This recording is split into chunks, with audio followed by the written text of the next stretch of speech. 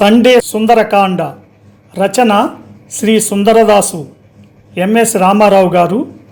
ట్రాక్పై గానం గాన కళారత్న శ్రీ వెంపటి సత్యనారాయణ తెనాలి. వ్యాఖ్యానం విశ్లేషణ సహజ కవి డాక్టర్ అయినాల మల్లేశ్వరరావు తెనాలి.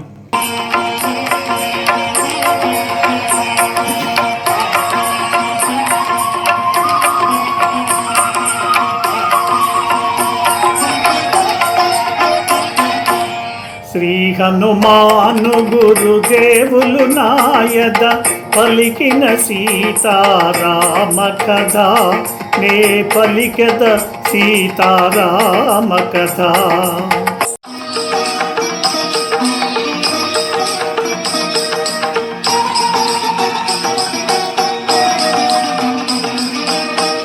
తండ్రి మాట నిలుప రామచంద్రుడు, వల్కలధారి అయి రాజ్యము వీడే.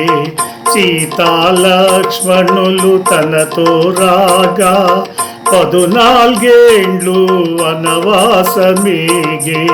కరదూషణాది 14,000 అసురుల చంపే జనస్థానమున అని హనుమంతుడు మృదు మధురముగా పలికెను సీతారామ కథ.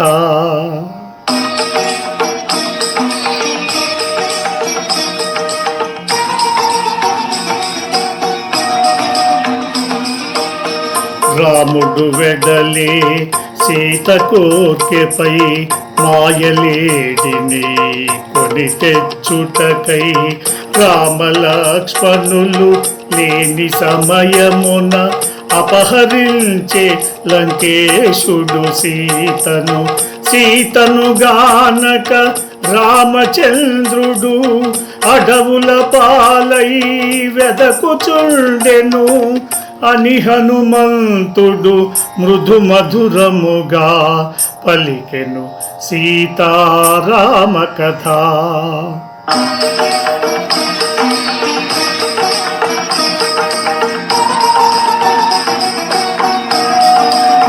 శ్రీ హనుమాను గురుదేవులు నాయద పలికిన సీతారామ కథ, నే పలికెద సీతారామ కథ.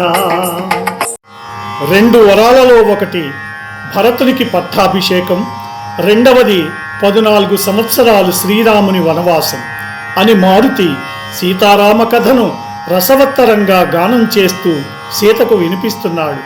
తండ్రి మాటను నిలుపుటకై శ్రీరామచంద్రుడు నారవస్త్రాలు ధరించి రాజ్యాన్ని వీడినాడు.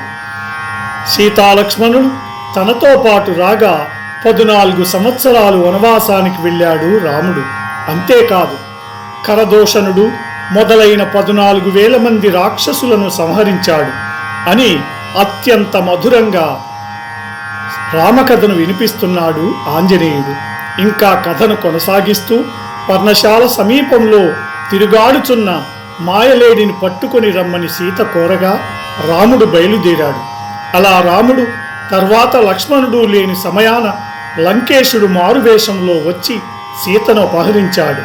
సీత కొరకు రాముడు అడవిలో వెతుకుచున్నాడు అని రామకథను మారుతి చెప్పుచున్నాడు. ఈ ప్రోగ్రాంపై మీ యొక్క అభిప్రాయాన్ని లైక్ చేసి కామెంట్ రూపంలో తెలియజేయండి.